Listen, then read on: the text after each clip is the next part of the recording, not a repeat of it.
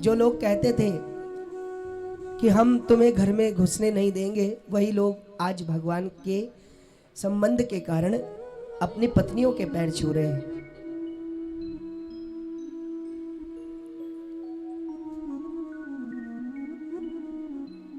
देखिए, भगवान का एक नाम है, कर्तुम अकर्तुम अन्यथा कर्तुम समर्था। भगवान कौन है? जो करने योग्य कार्य है वो तो भगवान ही करते हैं, लेकिन अगर कोई ना करने योग्य कार्य है तो भगवान उसको भी करने योग्य बना देते हैं। और कोई दुनिया में कहता हो कि ये कार्य नामुमकिन है तो भगवान उसको भी समर्थ बना देते हैं। कहने का मतलब, इस सूत्र के दो अर्थ निकलते हैं। या तो आप समझ लो कि भगवान ही ये सब करने वाले हैं, या फिर भगवान किसी लंगड़े से भी दौड़ लगवा सकते हैं। भगवान किसी लंगड़े से भी दौड़ लगवा सकते हैं। तभी भक्त कहते हैं, भक्त नरसिंह जी कहते हैं कि द्वार दया का जब तू खोले, पंचम स्वर में गूंगा बोले, अंधा देखे लंगड़ा चलकर पहुंचा काशी रे, दर्शन दो घनश्याम। इसलिए नरसिंह जी कहते हैं, और क्यों ना कहें भाई, भगवान अकारण करुणा वरुणालय हैं।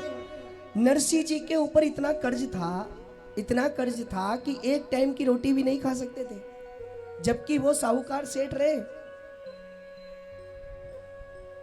और भगवान अकारण कृपा कैसे करते हैं? एक दिन साधुओं की जमात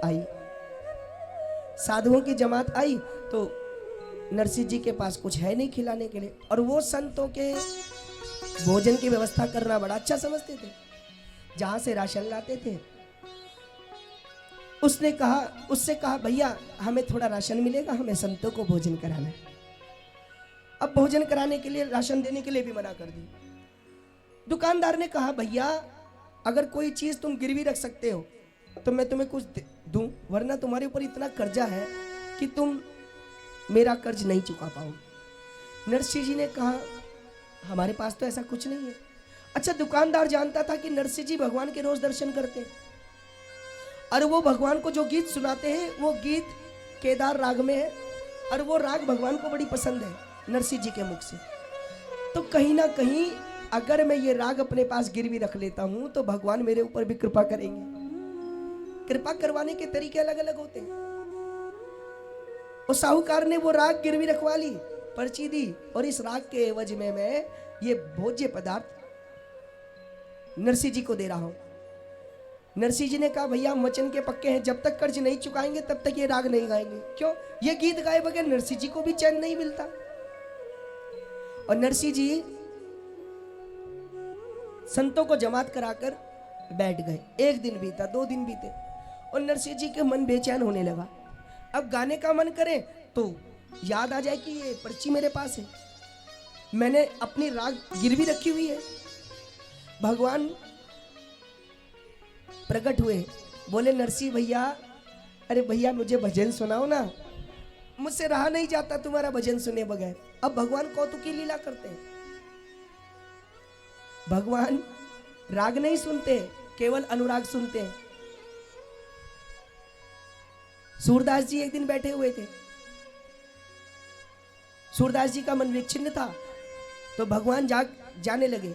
और जब भगवान जाने लगे तो भगवान का सूरदास जी ने हाथ पकड़ा, कहाँ जाते हो? भगवान बोले आज आनंद नहीं आ रहा है। क्यों? क्या मैं राग में नहीं गा रहा हूं? भगवान बोले तुम राग में तो हो लेकिन अनुराग में नहीं हो। भगवान कहने लगे मैं जा रहा हूं। सूरदास जी बोले हाथ छुड़ावत जात हो, निर्बल जान के मोए, हृदय से बाहर निकलो तो मर्द जमे जानू तो है। तो ऐसे ही नरसिंह जी से भगवान बोले कि नरसिंह जी आनंद नहीं आ रहा है, सुनाओ ना, भजन सुनना चाहता हूं मैं। मद भक्ता यत्र गायंती तत्र तिष्ठामि नारदा। अरे मैं अपने भक्तों के भजन के बीच में रहता हूं। भगवान को नरसिंह जी ने कहा मैं नहीं गा सकता, मैं मजबूर हूं, मेरे पास ये देखो ये पर्ची है, ये राग मैं नहीं गा सकता। भगवान ने कहा चलो कोई बात नहीं, भक्त की राजी सो राजी। भगवान नरसिंह जी का वेश रखकर साहूकार के पास गए और अगला पिछला सारा उधार चुका के आए और आगे की व्यवस्था करके आए। और भगवान पर्ची लिखित में लेके आए। भगवान ने नरसिंह जी को कहा, नरसिंह जी ये पर्ची पढ़ो तो। नरसिंह जी ने पढ़ा, ये राग केदार मुक्त हो गई है, पिछला उधार चुक गया है, आगे की व्यवस्था भी उस साहूकार के पास धन की हो गई है। अब नरसिंह जी चाहे तो आगे भी मुझसे राशन ले सकते हैं। तब भगवान से कृतार्थ होकर के मानो भगवान से कहना चाहते हूँ, कृपा की न होती जो आदत तुम्हारी और सुनी ही रहती अदालत तुम्हारी। आज भगवान को बड़े प्रेम से गीत सुनाने लगे। दर्शन दो घन श्याम नाथ मोरी अखियाँ प्यासी रे, दर्शन दो घन श्याम नाथ मोरी अखियाँ प्यासी रे, दर्शन दो घन श्याम नाथ मोरी अखियाँ प्यासी रे, जन्म जन्म की प्यास बुझा दो, जन्म जन्म की प्यास बुझा दो, घट घट वासी रे, दर्शन दो घन श्याम नाथ मोरी अखियाँ प्यासी रे, दर्शन दो घन, दर्शन दो घन, दर्शन दो घन श्याम। इसलिए भक्त कहते हैं, द्वार दया का जब तू खोले, पंचम सुर में गूंगा बोले। अकारण करुणा वरुणालय है भगवान, करतुम अकर्तुम अन्यथा करतुम समर्था है भगवान। जिससे हमने उम्मीद नहीं की होती है वो व्यक्ति भी कभी कभार ऐसा काम कर जाता है, हम दांतों तले उंगली दबा लेते हैं। बहुत सारे प्रमाण हैं दुनिया में।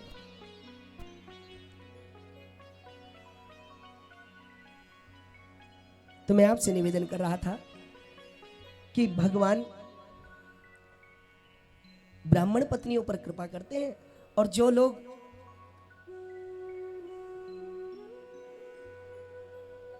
पत्नी का सम्मान नहीं करते, उसमें चाहे कोई भी हो, ऐसे लोगों के मुखमंडल पर भगवान ने बहुत सुंदर यह उदाहरण पेश किया। कैसे? लोग कहते हैं तुलसीदास जी रचित रामचरितमानस में चौपाई लिखी है, डोल गंवार शूद्र पशु नारी सकल ताड़ना के अधिकारी। इस कारण से लोग स्त्री को केवल उपयोग की वस्तु समझते हैं। अरे नहीं भाई, ज्ञान निष्ठा में, समझदारी में बहुत सावधानी की आवश्यकता है। ताड़ना का मतलब मारना नहीं होता है। हिंदी ग्रामर में ताड़ना का मतलब होता है देखना, उसको समझना, परखना। ये देख रेख है, बहुत कीमती है। कौन? ढोल। अगर कोई ढोलक, तबला, ढोल इत्यादि की देख रेख नहीं करेगा तो इनकी खाल फट जाती है, इसलिए उनको देख रेख में रखना पड़ता है। तबला बजता है, हमारे हिमांशु भैया तुरंत उतार देते हैं। क्यों? चढ़ा कर रखेंगे तो ये खाल खिंचती चली जाएगी, फट जाएगी। जो सुंदर स्वर दे रही है वो स्वर अच्छा नहीं लगेगा। फिर ऐसे गवार व्यक्ति को भी देख रेख में रखना पड़ता है, न जाने कब वो आपका अपमान करा दे।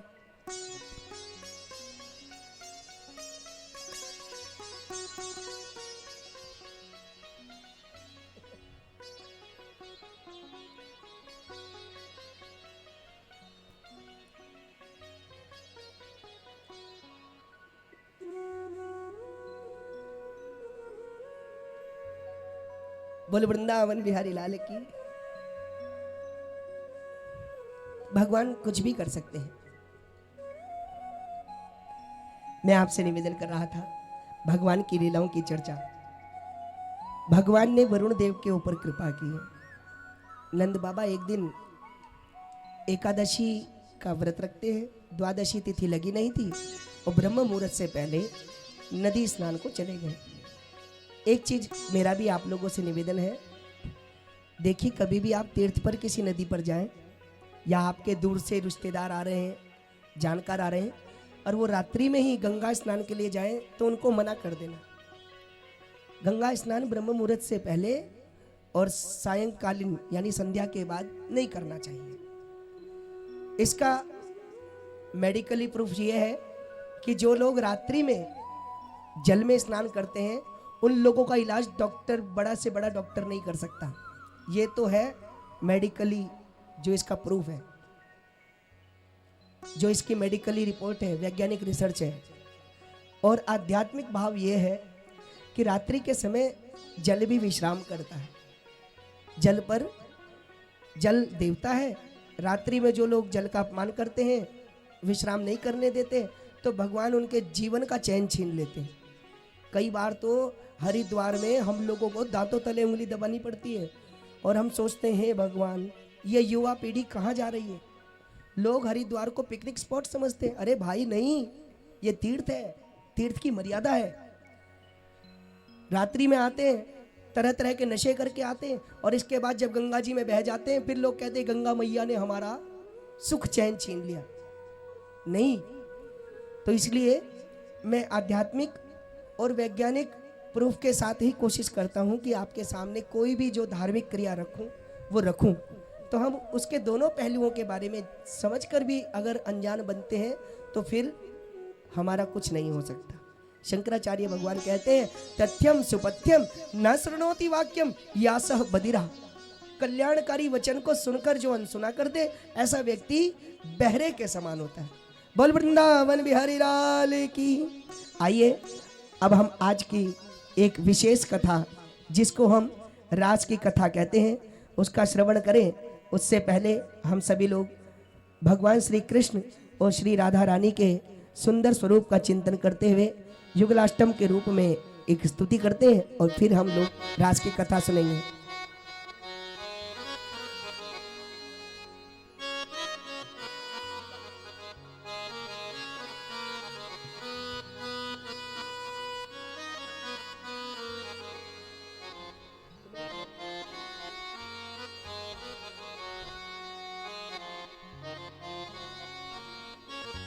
आए आप सभी हमारे साथ ये स्तुति बोले।